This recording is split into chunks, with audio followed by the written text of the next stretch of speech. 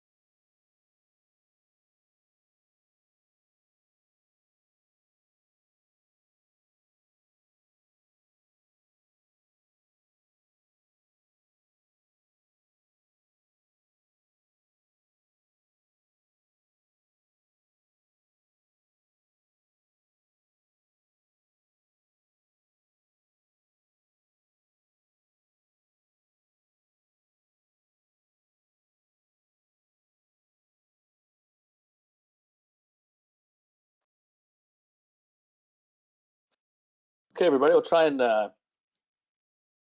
get through a few, housekeeping issues with today. If you or if you have any questions or tech issues, as Kelly's mentioned, the chat group, feel free to leave a few chats in there. Thanks to everybody for taking the time to be on the call with us. We've got Dr. Jesse Benelli, Ryan Beauchamp, and Normand Drapeau with us today, as well as myself. We'll try and keep it short and sweet and not take too much of your valuable time, but hopefully we'll find some good information to discuss today and get into more detail later on in the season.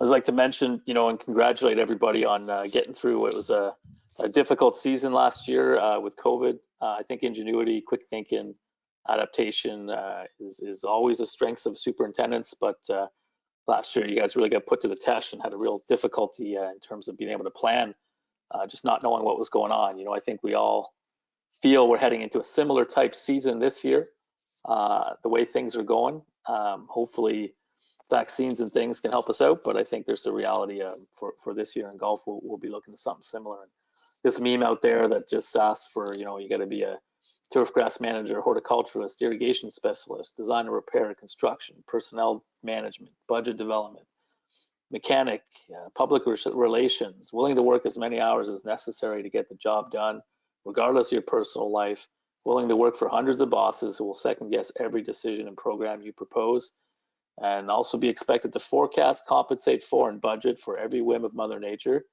and be able to motivate underpaid employees to produce top quality results. And all of this has to be accomplished without interruption to play or inconvenience to membership.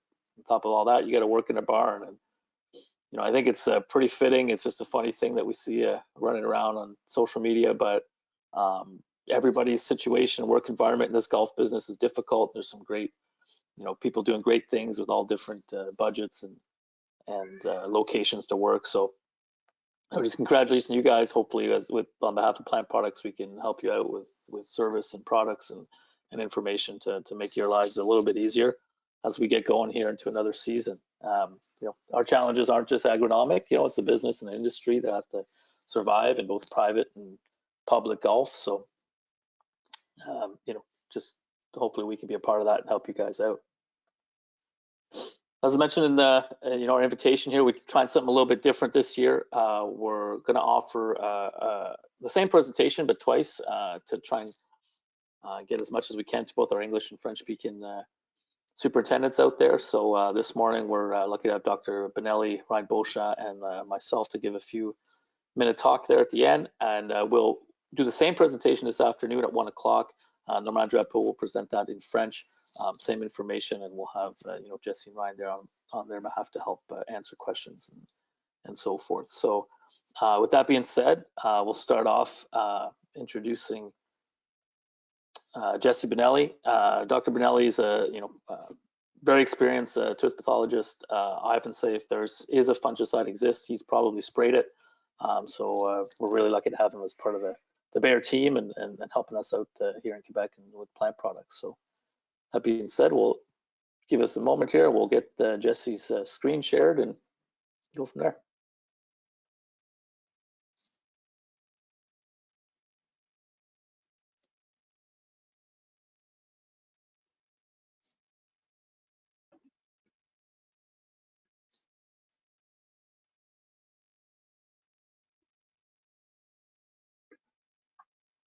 Hey, Mike, before you leave, can you see my screen? I can, yep. Okay, perfect. Well, good morning, everybody. I'm going to take a shot in the dark and say that wherever you guys are at right now, that it's most likely pretty cold outside and there's snow on the ground. I live in the KW Kitchener Waterloo area. I've been in Canada since May of 2018. And I got up pretty early this morning to start shoveling snow.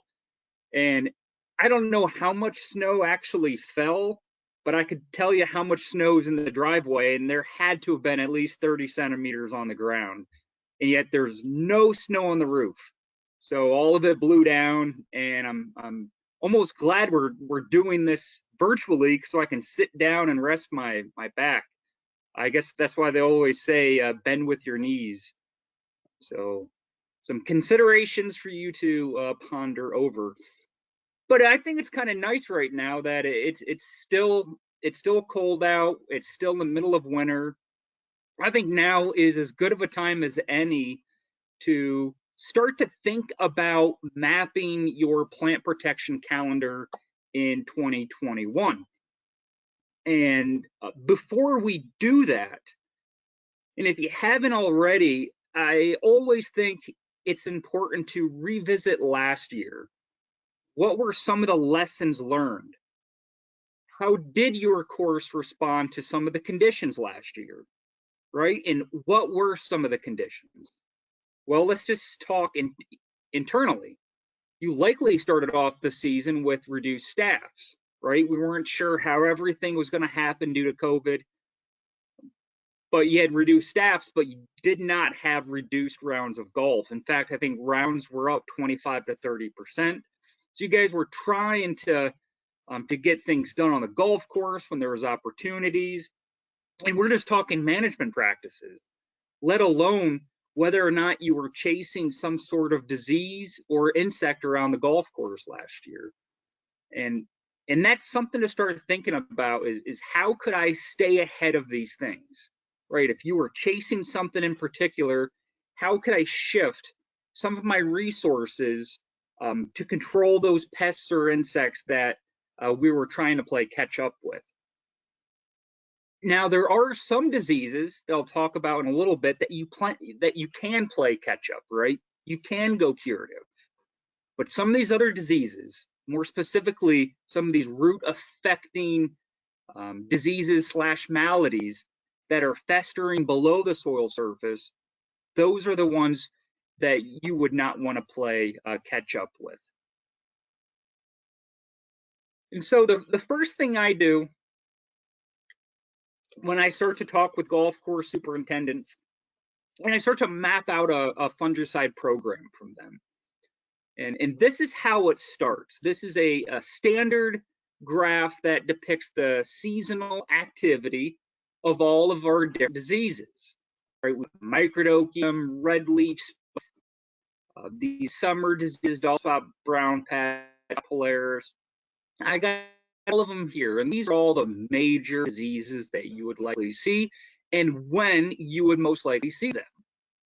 Now, if you notice, this chart is color coded. What does that mean?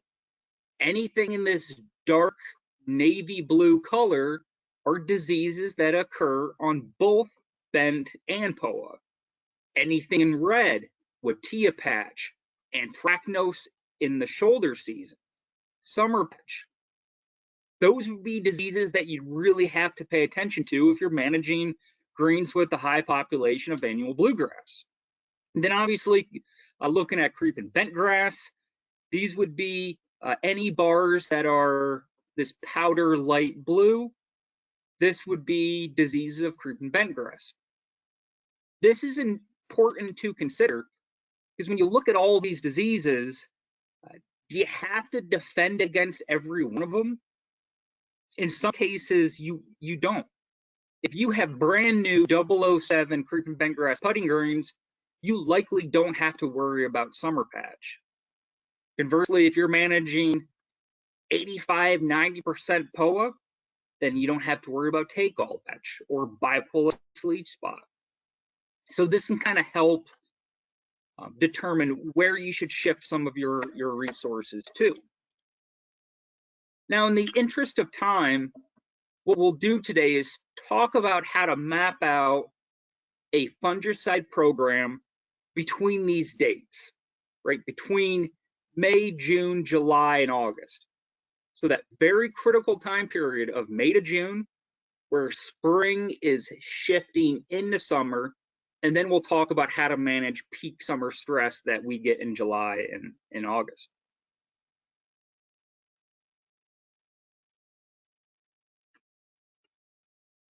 So root affecting diseases or maladies. These are the diseases that you do not want to chase. These are the diseases that, in my opinion, should be feared, right? I like to think of these diseases as a fire in your basement.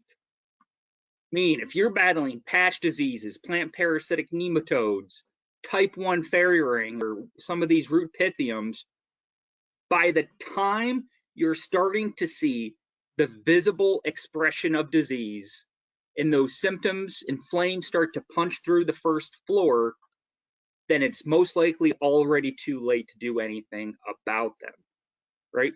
Because at that point, the foundation is collapsing and it's hard to play catch up from there. So the time to extinguish these flames is not midsummer when you see these diseases. It's actually in that critical May, June time period.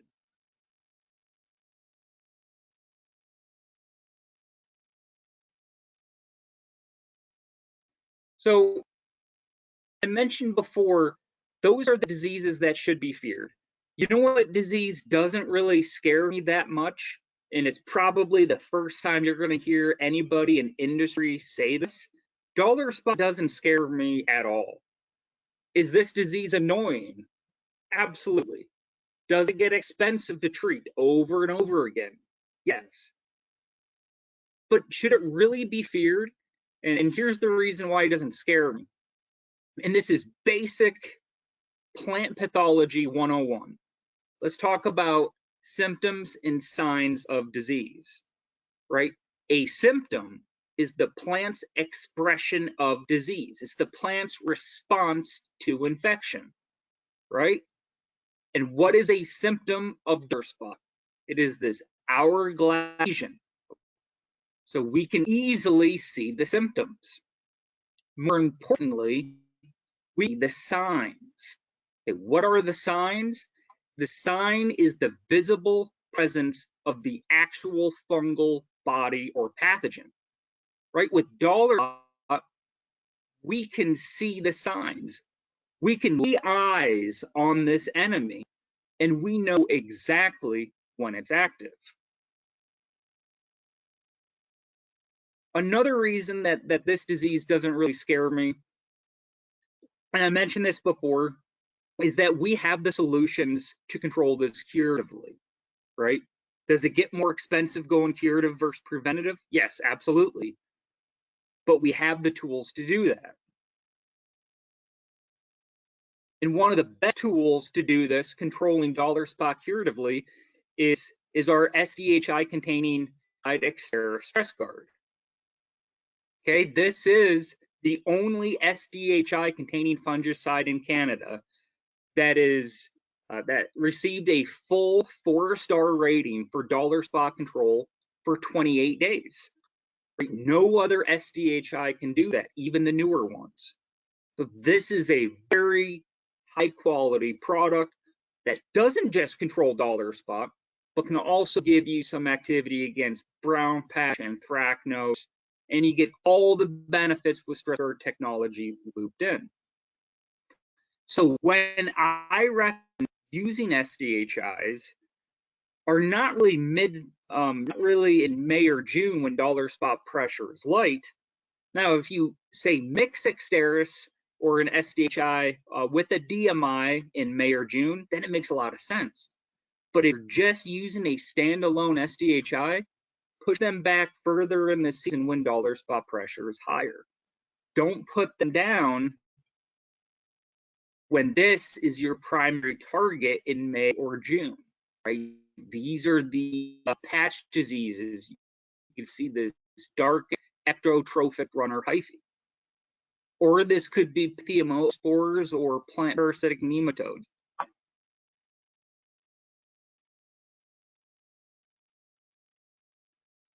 So this May-June time period, and the exact same thing for fall, but what we want in the spring is we want to have unmitigated root growth, right?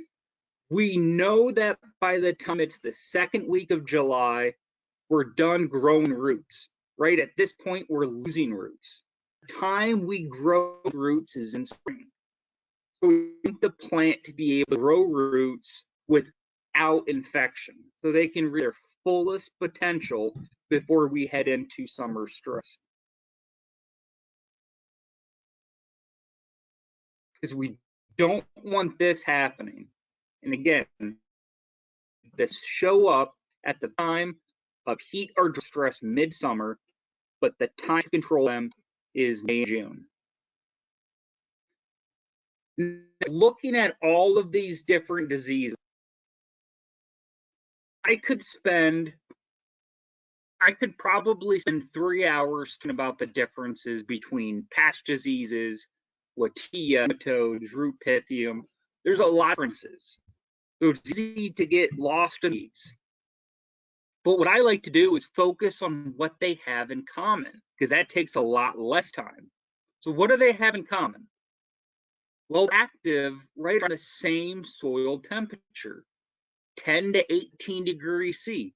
This is when these pathogens start to become active. So we can use this against them. What else do they have in common?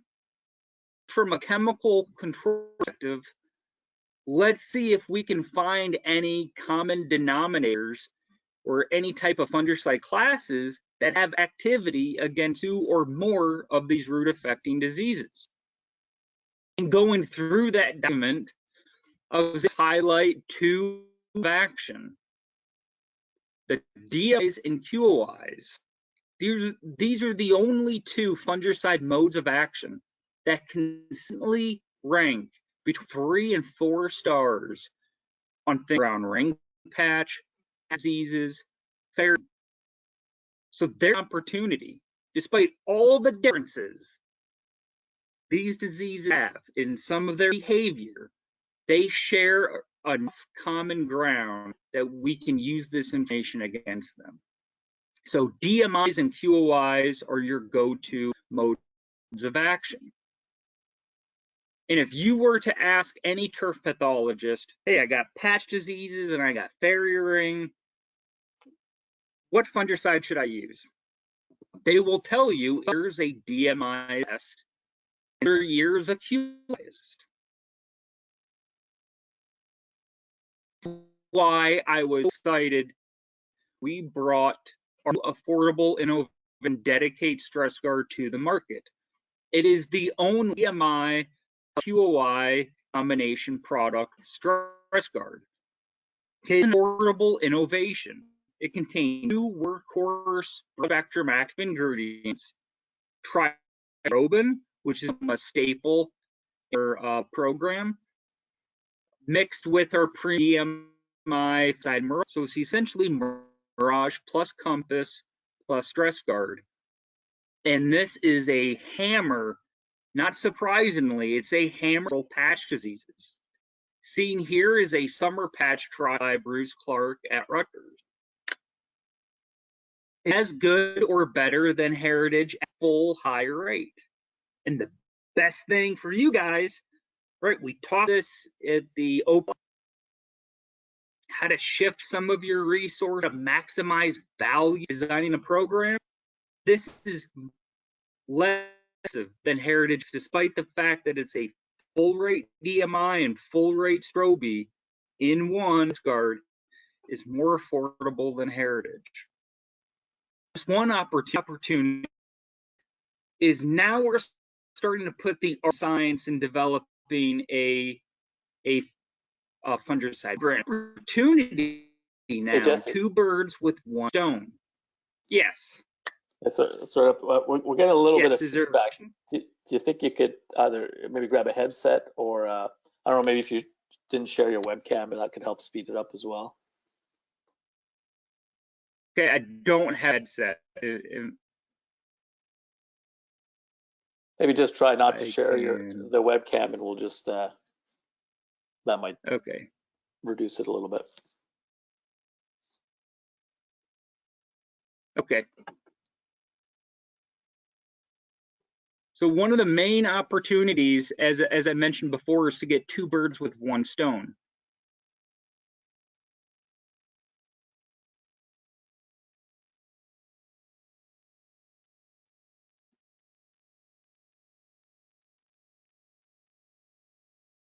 So if you were to take Dedicate Stress Guard or Mirage and water that in for patch diseases, it's going to be absorbed by the roots and transferred to the shoots. So then you're also going to get foliar disease control, and where you can control anthracnose. Now, we all know anthracnose on annual bluegrass, right? It's a very common disease. And anthracnose on POA, we know that when POA is unhealthy, it starts to turn yellow. And at that point, you need to grab a hand lens. But anthracnose on bent is becoming increasingly common, especially if you're managing an older bentgrass cultivar like Pencross at low mowing heights. Anthracnose can get hit pretty hard. And this is actually anthracnose on bent that was misdiagnosed. On this case, the superintendent was spraying SDHIs over and over again and wasn't controlling this, when in fact it was anthracnose, right? And we can see these signs right here, that blackened cervuli. In bent grass, you tend to see this midsummer. It's also important to note that this is a disease that we can, at least for a while, we could stay ahead of it using cultural practices. Okay, this is a confusing graph, but I'm going to simplify it. If you have low nitrogen fertility, low mowing heights, and low sand top dressing, you'll have greater than 70% anthracnose. But if you bump up your nitrogen fertility, mow a little bit higher, more frequent sand top dressing, now your anthracnose severity is below 10%. So the leaner and meaner that you're growing your turf, the more help you're going to need from a fungicide perspective. Now, when it comes to choosing a fungicide, DMIs are your go-to products. And Mirage, in my opinion, Mirage Stress Guard continues to be the best anthracnose product on the market. We've seen consistent control in a number of different trials, especially in high pressure experiments. Whenever you got a trial with very high pressure, that allows you to tease apart some of these differences among treatments. And we continue to be impressed with Mirage Stress Guard. So at this point in the season, mapping through a plant protection program, we took care of patch diseases in May and June, started to get ahead of anthracnose here, and now we got to worry about managing summer stress in July and August. That's why I'm really hopeful some of you took the time at the Golf Industry Show last week to check out our Bayer booth, where we launched this immense database network that provides maximum transparency to all of our Stress Guard research. Research that includes lab research, small plot research, and real-world demonstration. Right, we're in an era where any company can say anything, and yet they don't need data. Here, we have mountains of data, and we're putting it all out there for you to see. And you can see this evolution in research, where we're looking at disease control, plant health, photosynthetic efficiency, root growth, all of these different things to answer the one fundamental question of I spray Stress Guard on my turf and it just looks better even weeks after application. Why is that? If I were to answer that question, and I could spend 20 minutes on that, just this particular topic, I think it boils down to understanding what the plant's number one job is. The plant's number one job is not to be firm and fast. That's what we want its number one job to do. But its number one job is to capture sunlight and convert that as energy, right? It captures energy from the sun. So broadly speaking, what does Signature and our Stress Guard formulations do? It helps the plant do its number one job even better. And that's why in any disease control program, this is when we start to dial in the being on a Signature extra Stress Guard program. Now, this would be a generic program on putting greens. Please don't go as fast as you can to take pictures of the screen. If you're serious about designing a program, please reach out to us. Disease control programs are like snowflakes. They're all different, right? Your course is different from any other course out there. We can design a customized program for your greens or on your fairways. And we're happy to do this for you guys. I think I'm running out of time, so I'll be quick with this. What about insect control? Real quick, I'm sure you've all heard about Tetrino insecticide. It's being launched in the United States this season, so they're super excited. We actually got to try it before they did, which is kind of nice for once. What is Tetrino? It's a great broad spectrum product.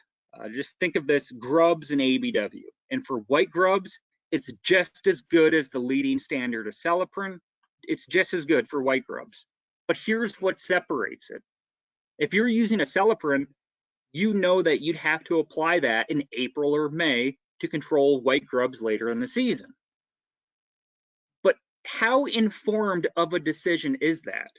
You don't even know if white grubs are going to be an issue in April or May. You have no idea. With Tetrino, you can wait later in the season, evaluate the adult flight, and maybe you don't even have to treat wall to wall. Maybe you're seeing more adult flight activity on just some portions of your golf course than others. With Tetrino, you can wait later in the season to apply. Essentially during peak adult flight, when they fly, that's when you can apply. Affordable innovation that's less than half the cost of a Acelepryn when you go full rate to full rate. The other differentiator is what it does to annual bluegrass weevil. You have a lot of new products, and sometimes they say, this is a game changer. This is a new standard. In this case, what we've seen in research and what happened last year in Quebec and Ontario, this is a new standard for ABW control. It's outstanding. It's highly effective. With ABW, it's really hard to get 80% control consistently, and we've been at 90, 95% control of ABW, a new standard, right? And so in a good way, come find out how Tetrino can leave you empty-handed compared to a competitive standard product. And timing, when should you time these applications? Well, Tetrino as a larvicide application for ABW, in most years, you're going to want to time that late May to early June. Right here, this yellow arrow, that's controlling first generation ABW. For second generation ABW, right, we get 2 generations in Quebec. That second app would be middle of July for ABW. If you don't think you have ABW or you don't think it's worth applying, but yet you want to make a in-season decision about white grubs, the timing for white grub applications would be this green arrow, middle of July. So that's how you can simplify your insect management program using Tetrino. Affordable innovation. It was something that was discovered by Bayer, developed by Bayer, and commercialized by Bayer, and all of that helps keep the cost down. So I'm not sure how much over I am, but I do really want to thank Plant Products and Mike and your team has been great. Really appreciate the opportunity to have us on board this morning and share some time with you and the golf course superintendents. Thanks, Jesse. That's great. So Yeah, we yep. Appreciate the time. We've had some great data, some great comparative use of Tetrino and all the products last year. So, looking forward to how it can help guys this year and save a bit of time and like you said, even some money. Yeah, absolutely. And please, you got my contact information there. It's jesse.bonelli@bayer.com. You're serious about developing a fungicide or insecticide control program, please reach out to us, Plant Products, Norm, myself, Ryan Beauchamp. We're excited to do this. This is what we do. Thanks, Jesse. Thanks, guys. So introduce what I like to call one of our own, Ryan Beauchamp, an ex-superintendent like myself. He's been at some of the top clubs in Ontario and has had a great career on this side of the fence for quite a while now. So I'm really happy to have him as part of our team right now. So I'll let Ryan go ahead, and thanks for being here. Thanks, Mike. Thanks for the invite, and Kelly and the whole Plant Product team. Good to see everybody here. And boy, what a great talk that was from Dr. Bonelli. It almost makes me want to go back to being a superintendent, because you have all this extra help now from a company that's so dedicated to watch your back, to help you, to answer phone calls, and to work directly with you. And we really didn't have that directly 15, 20 years ago. Many of you that have been around for a while. So what a great luxury. What I'm going to do is I'm going to turn my my camera off, and then hopefully that allows the feed to work as seamless as possible. There we go. There. And right now what we should be seeing is a slide of an angel. Hopefully everybody sees that, and if there's any troubles, I'm sure Kelly or Mike will tell me. But what I have here is a fairway with an angel in it, and you can see the outline of the angel in here. And depending on what part of the country, you're going to have to kind of guess and think about what this would be, right? So if you were, I've had it before in the Quebec region, of course, and maybe Northern Ontario, that would probably be, you would think it's Poplar Tree Seeds, and it was an assistant superintendent that actually laid in this fairway and made this angel. Now, the interesting thing is, if you were out maybe in BC, that part of the country, you play golf all winter long. Those fairways are always getting snow and frost, so that could be just a snow angel. And maybe in Ontario and some parts of Quebec as well, you might say, hey, you know what? That's a dollar spot mycelium angel. And I think some of you might have seen this picture before, but it's pretty interesting when people send me photos, and it's a lot of fun. But this is certainly what we're trying to prevent here today and talk a little bit about is just a bit better disease management, maybe with sprayers, nozzles, efficacy. And I want you to think outside of the box a bit. So here we go. This is dollar spot mycelium. And the poor superintendent needed to be, or the assistant superintendent needed to be sprayed down, I think, with some contact fungicides or maybe some systemics, but not much fun when you have this problem. Now, firstly, some people have actually said, well, all you have to do is just take a fairway snake or a hose, and you have to just drag this around and it'll go away. Well, not the case. You're actually going to be spreading that mycelium and causing more infliction on the wound. So if you get to this point, do not take a fairway snake. That's more of a preemptive thing to do with glutation water.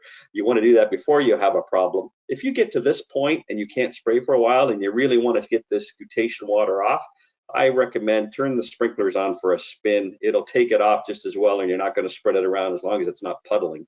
And again, one turn's not going to puddle. So now I got your attention. This is what we're trying to prevent. Now, moving along, this is what happens when you're not hitting the pathogen target, right? So you can look at a lot of different chemistries, and these products work very well when they're in that jug, when they haven't been released to the sprayer or the environment or the elements.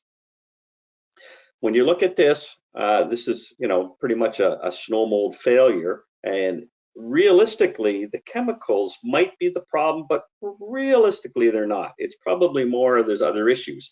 And my time Many years ago, it wasn't that long ago, I started to go into Quebec, and it was pretty interesting. And it was not really a fault of any of the superintendents in Quebec. It was more the manufacturers of equipment came out, and they would always give you these flood jet nozzles, and that's the ones on the right. And that just came with, the standard Toro sprayers, and that's fine.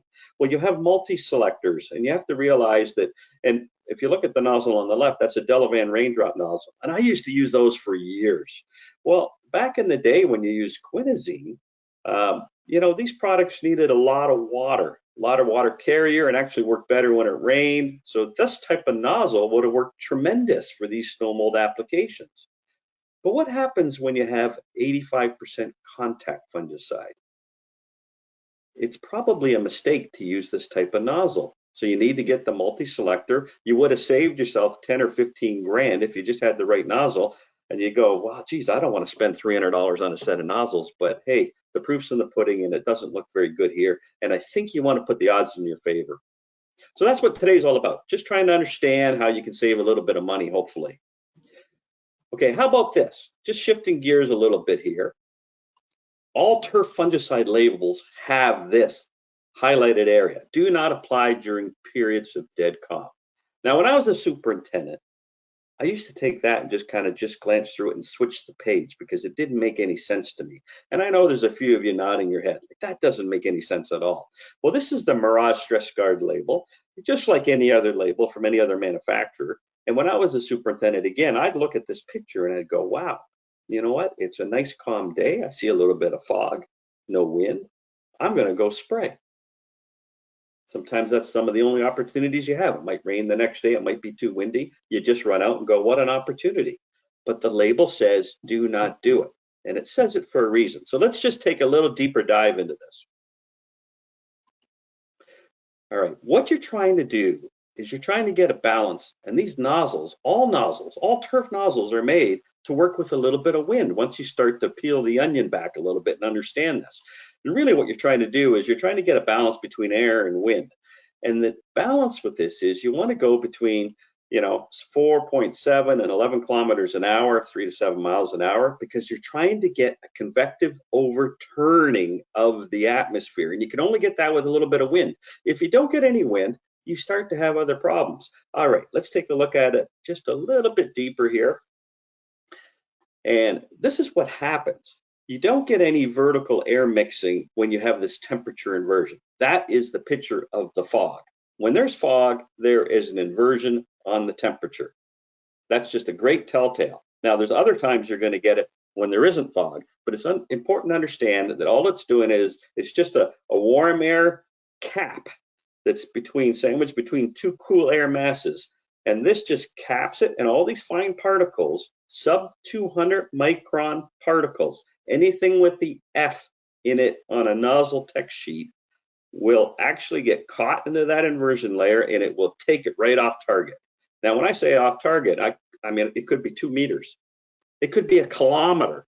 You might be losing up to 6 times the amount of your products, and then you're picking up the phone and you're going, 1-800-BEAR, what's going on? This product didn't work. Happens all the time. So it's neat when I do an analysis on a product inquiry. If I look at the weather, quite often I find you have this fog element, and the superintendent did exactly what I used to do. Basically just thought it was a great opportunity to spray. So let's look at this just a little bit different. What is F? What is a spray fines or droplets in the sub 200 microns? Well, here at being Canadian, we can't really talk pressure. We have to talk bars. Well, that's the metric system. Well, if you look here on the top, 3 bars here, it's 43.5 PSI. Very, very standard spray operation for most people. 2.5 bars is 36 PSI. Usually not good to be under 40 PSI or 2.5 bars with an air induction. Just keep that in mind in most cases. So when you look at this here, this is an XRT jet, great nozzle for spraying foliar fertilizers, anything that's probably more of a pigment kind of look, because it's going to put it on kind of even, but a very subjective to the wind. And if I look down here at the bottom in this green area, an XR 110-04, pretty standard, 110, 110 degree angle, 04, right? So that's just basically 4 liters.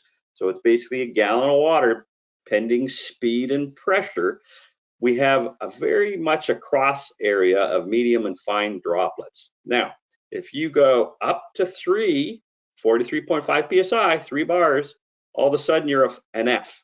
Now you have sub 200 micron particles, and you're probably losing that spray if it is foggy and there's an inversion present. Now, if you could keep it into the M, you're probably going to be okay. That's the trick. You need to analyze the weather. You need to do it on a daily basis. You need to train your staff, and you're going to save money, and you're not going to be calling 1-800-BEAR. This product isn't working.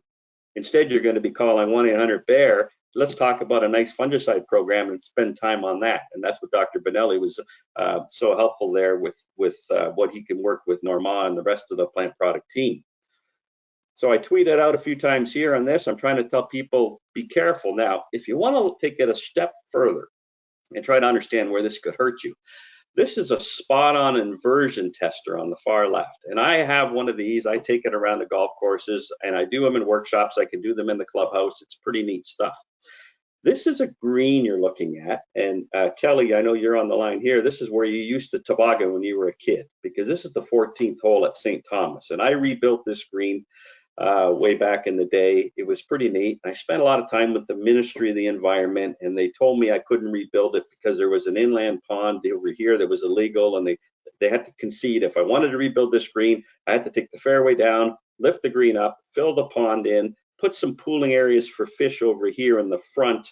I had to have monarch butterfly vegetation. I had to have milkweed, and it had to be just an ecosystem of perfection. So lo and behold, I agree to everything, build the hole, spent $100,000. It was fantastic.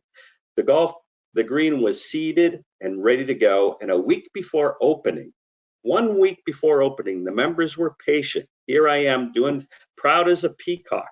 And all of a sudden, on the far right side, you see this truck. Well, the county decided to hire a pesticide spray company to come and spray all the weeds on the roadside. All right, right where this arrow is. So he's bombing down the road, and guess what? There was an inversion layer present. I don't know if there was fog or not, but there's an inversion present. Now this inversion layer gets trapped, and if you could see the way they spray these with high pressure, now you're making F droplets, fine droplets. It catches the inversion, moves off target, and wham, settles in right on my golf green. And within a few days, the green is totally dead. It was an amazing, humbling experience, and I think as a superintendent, I think that's the biggest way to describe a superintendent. Mike did a great job with that first slide explaining all the expectations, but realistically, just when you think things are going well, you can be humbled very quickly in this industry. This is why inversions are important. If this guy just switched to a medium droplet, if he just didn't spray on a foggy day or when there was a bit of wind, we wouldn't have had this issue. Of course, he was sued by everybody, including the 150 people in front of the golf course. So he just went out of business and nobody got paid out. But that's the real world. All right, now, again, if you look at the top here, if he just switched that nozzle from an F to a medium, we wouldn't have been in that predicament, and I wouldn't have lost all my hair. All right, looking at it a little bit different. I did a talk in Kelowna a couple years ago, and it was pretty interesting because somebody said to me, well, you know, Ryan, I got a question. I said, would this count as an inversion? We had forest fires and we had smoke all summer long, and you had this little lid was capping it. There was no wind and this smog wouldn't go. You know, I don't know if I have the full answer, but I would speculate that that's probably the ultimate inversion, and certainly would probably switch to a nozzle that had a bit of a medium course, instead of a fine course. I would switch those nozzles right out, because I don't know how that would affect you, but my gut feeling is they would have lost a lot of chemical where they wanted to target it. So that's the real world. Now, I wanted to share with this a little bit outside of the box thinking. You work with a company and you want to use their products. You want to do everything by the letter of the law. you want to apply it, you're going to get inspected by the government agronomes, you're going to get inspected by the Ministry of the Environment, you're going to be checked on your pesticide records, and you better follow the labels. It's a lot more serious now than it was 25 years ago. You need to pay attention. So you follow the labels and you look at the buffer zones.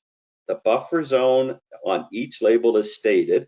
This is a BZ, or a buffer zone calculator, and it's pretty cool stuff because that label is sort of the letter of the law, and you look at it. I say sort of, I'll explain in a second.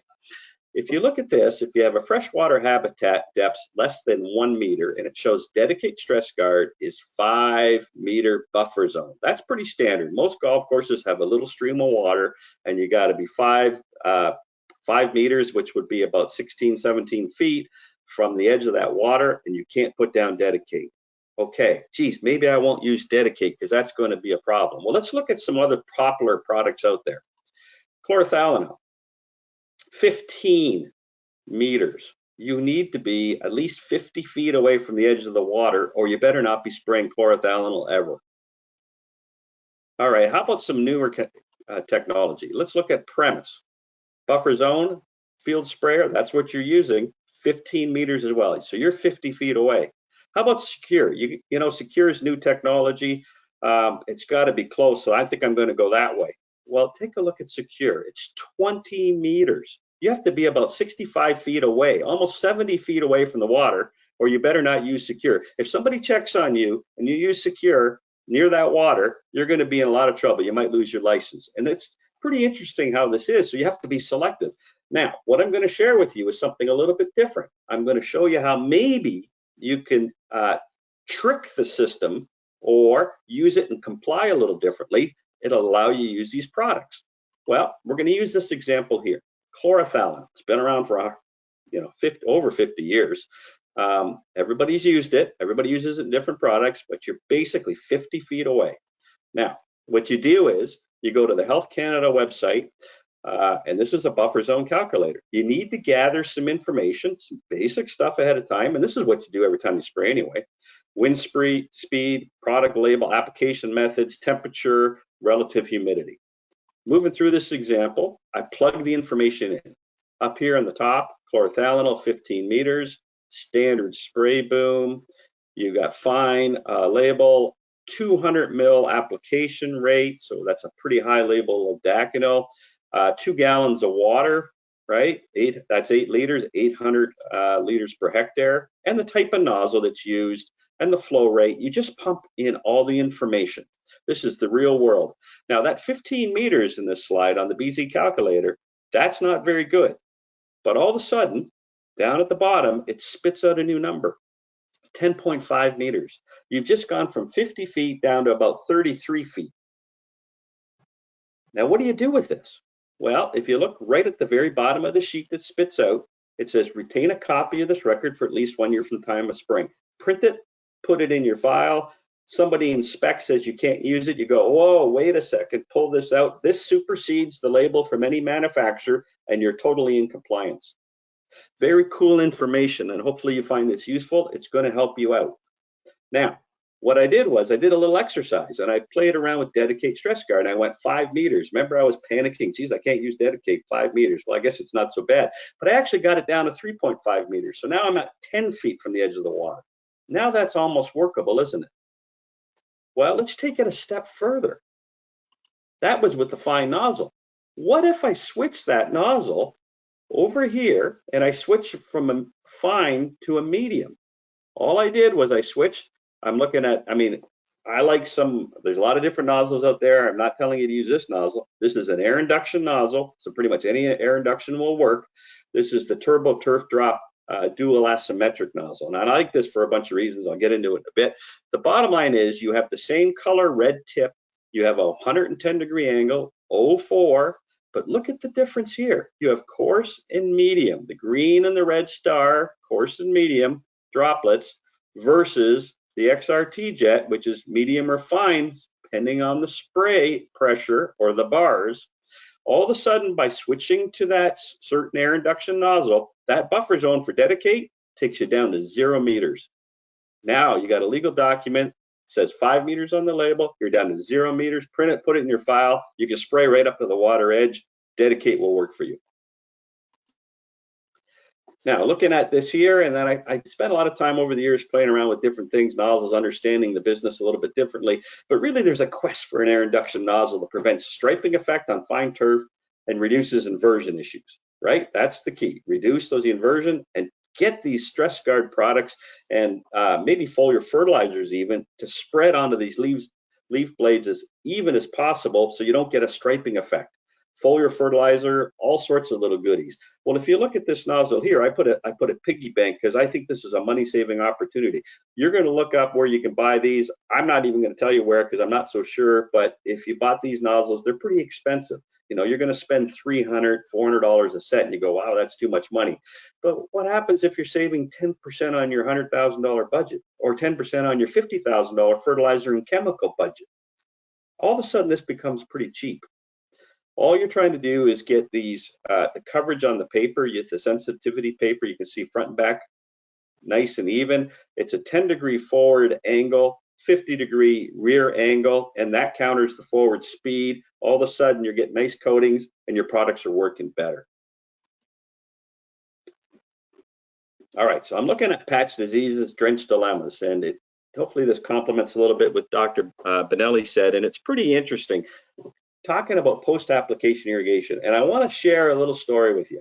Back in 2005, when I was a superintendent, I actually got wiped out when I was being humbled again. My turf was as good as could be. It ended up becoming an absolute disaster in the middle of the summer in a one-week period. I never saw turf die so quick in all my life.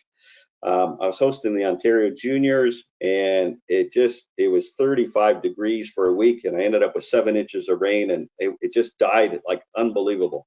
Well, I sent things off to the lab, and I sent it off to 2 labs. I sent it off to a lab in Canada, and I sent it off to a lab in the States. And sure enough, the Canadian lab said, you have nothing. And I went, okay. Well, the US lab came back that I'm loaded with summer patch. All right, well, that might have been secondary. It didn't matter, but I was certainly loaded with summer patch, and I questioned the Canadian lab. And the Canadian lab said, geez, Ryan, yeah, in Canada, we don't test for summer patch because we don't have it. And that's when I learned that summer patch was the smartest disease in the world. It actually came to the Windsor border from Detroit and it stopped. It actually knew to stop. It was way smarter than the COVID virus. Went, wow, okay, so that's what we're dealing with. Well, lo and behold, everybody knows about summer patch now. Everybody treats summer patch and it's always there, either a bad infestation or a little infestation. But now it's common and tested in Canada. So I'm glad I was a pioneer and I was the first to get wiped out. So I took a lot of interest in post-application irrigation because everybody says when you get these diagnoses, you got to water them in, you got to drench them in. Well, what does that mean? Well, you have to get it through the thatch. Well, what does that mean? Well, maybe it's not an easy answer, but I kind of analyzed this a little bit here. And I did some analysis. I'm a certified irrigation auditor. And when you look at a product like Dedicate, as Dr. Benelli had mentioned, and you take 64 mils of tubiconazole, it's a great product, even with the trifloxystrobin for summer patch.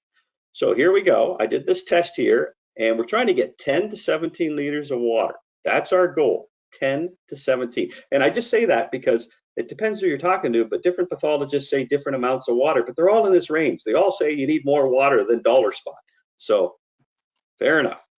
Now, the nozzles, if you're using an air induction 11008, that's a 2-gallon nozzle. Depending on your speed and what you're doing, there's a picture of the nozzle. I actually found that you were getting out about, 1.75 gallons or 6.8 liters. Okay, 6.8 liters. So remember that. Now we're targeting 10 to 17 liters. If I want to get it at the 17-liter point, which is really the sweet spot, because if you have take-all patch, think about it, it's 17 to 20 liters. So 17 kind of does both patch diseases. But we're going to target 17 liters. We need 10.2 extra amounts of water to go along with the 6.8 that the nozzle puts out to get to 17. Well, how about an irrigation audit? Anybody do an irrigation audit ever on your golf course? Well, why would you have to do it? All right, how accurate do they need to be? Well, look at this. This is an irrigation system that wasn't performing too well. This is when I was the superintendent at Glen Abbey, and I actually took care of the Royal Canadian Golf Hall of Fame lawn in the parking lot. Here it is here. I inherited this, but this irrigation system isn't very accurate. What makes you think yours is going to be much better than this? Well, I certainly hope it is. It's pretty funny when you look at this, that all of Canada is looking at this parking lot and I'm managing it. Boy, talk about pulling out the rest of my hair. All right, let's go into the analysis. When you do an irrigation audit, 10.2 liters irrigation required. You do the full audit on the course. You use a pitot tube. You try to figure out the pressure out of each nozzle. You do the steps with distribution uniformity. You do all the work. That results in 22.27 liters of water per minute. That's what you're putting out per minute. Now, a 3-minute cycle on a Toro sprinkler is 66.18 liters. If you do a Rainbird sprinkler, it's about 3.5 minutes. Okay, so it just adds up. Now, if you got 6.8 liters with your nozzles, plus the 66.81 liters, you've inefficiently applied 73.61 liters. Way too much water with the irrigation system. And when you get a system in an audit, it's very rare to get it over 70% accuracy. A sprayer, at least, you have it at 90-95% accurate, and you can change the nozzles, dial it in, and you can put out the right amount of water with a nozzle. So I just say it's better off applying 4 gallons of water, 17 liters accurately with a sprayer. Now, you might want to think about it. You know, you might have to change the nozzles. When you look at the 11004, that's a red tip, right? That's 4 liters. Or you might go to this one. There's a green tip here. That's 15. That's 4 times. 15 liters is basically 4 gallons, right? Just under 4 gallons. So if you slow your sprayer down, you can dial that in. That's 4 times both air induction nozzles. I do like these flood jet nozzles. They'll work for you as well. Probably one of the only times I want you to see you use flood jets: wetting agents, soluble fertilizers, and patch diseases. And then I like to show this slide here. You know, this is summer patch. This is typical down in the States. They usually show summer patch on, you know, 2-inch Kentucky bluegrass. Well, I don't think anybody has a 2-inch golf green. So sometimes that justifies why you need more water. But when I try to put this here, and Dr. Benelli shared this slide with me, it's pretty cool. If you look at 2.5 centimeters, that's probably more like the 66 liters of water here. You don't want to do that. You know, you want to get that little 17 liters of water, maybe 0.67 centimeters. That's what you're targeting. That's the optimum spot. As you can see, nothing's perfect. Sometimes you have to reapply, but it's showing the best results are to target that little bit of water into the crown, upper roots. That's about it. Now, in the real world, there's other problems, right? If you got more than 3% organic matter, you might need to needle time prior to your app of Dedicate. And why do I say that? If you look at the picture on the right, this is a golf course that has probably a bit more than 5% organic matter. Actually, you have about 4 inches of solid organic matter, almost 100%. That could be your golf course. You might have summer patch that's not really hurting you, but you're wondering why your turf is limping through the year. It could be summer decline, but it's really exasperated because you had summer patch that's not killing you, but it's certainly affecting the overall plant health, and that's why you're not getting through the year. And I see it time and time again. So this is called the secondary summer patch, but you probably should treat it. Now, the relationship between organic matter and infiltration, this is pretty neat. If you look at this here on the far right, and we're looking at basically 1.75% organic matter, 1.75%. And if you increase it to the left, you're only going up 0.75% to 2.5. You've just gone from 45 inches per hour infiltration down to 5 inches, all with 0.75% organic matter. Holy smokes, how are you going to get that chemistry into the right spot? Well, maybe you need to take that needle time prior to application. Maybe you need to spin the heads and put that 66 liters of water down. There's anomalies to anything. I'm just saying you need to know your turf and your property to get the best bang for your buck out of these chemistries. All right, just wrapping it up here with technology. A couple things that I just carry around everywhere. I love these things. Everybody should have them. A spot-on calibrator. It's amazing what it'll tell you with your accuracy of your nozzles. In the middle here, we talked a little bit about the inversion present with the inversion tester that I use all the time. And the neat thing is when I do this inversion test and I do it in a golf course clubhouse with some superintendents and assistants, and I wave this thing around, it always has an inversion. And it makes sense that it has an inversion because there's no air movement or convective overturning in a clubhouse. There's no wind, so it's working correctly. And I also like to use this tool here that tells you the pressure at your boom sprayer. So some tools that are pretty cool. And the last one I use is this here. Distribution of uniformity is what you want to do with your nozzles. You want to do a red ball test. You can see on the bottom here, these are all pretty even. But as soon as you get one nozzle that's out plus or minus 10% in that evenness, that's when you change the nozzles. And you don't just change one, you change them all. You can't change one.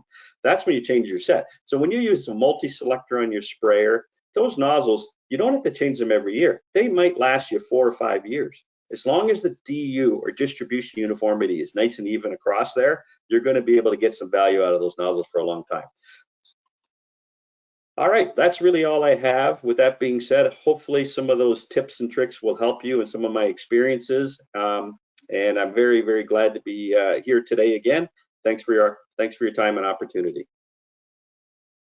Thanks, Ryan. That was great. You know, it brings a lot of things to mind, and you know, we can't cover everything quickly in these types of scenarios. But you know, for everybody on the call, you know, Ryan and the team at Bayer and ourselves can help out with any questions we have as the season gets going. But thanks again, Ryan, and glad to have you on board. Thank you. Let me just share this here.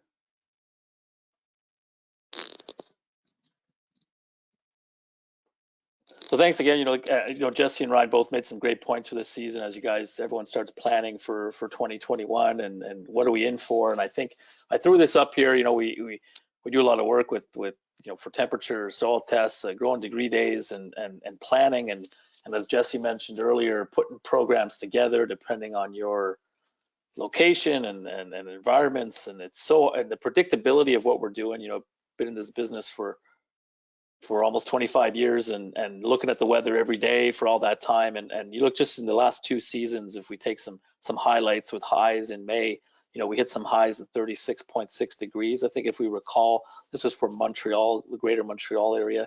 It was only for you know, a few days, but you know, in a comparative to, you know, 2019 at 24.4, and you're looking on an average, you know, every day of almost 5-degree increase. Is this the new norm? We don't know, but the flip side of it is, you know, the average temperatures didn't change a whole lot. Much hotter in July.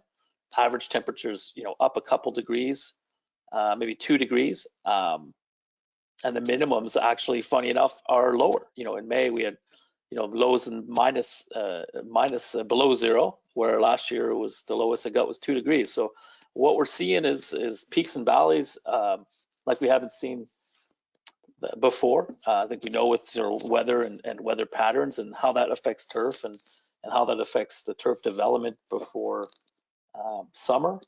Just getting root growth, getting the roots, the shoots, and the turf prepared for summer is going to be a lot more difficult if this is a trend, if this is where it goes. Patch diseases might become more prevalent in May. So things we don't always think about, and I think it's just a matter of maximizing every application.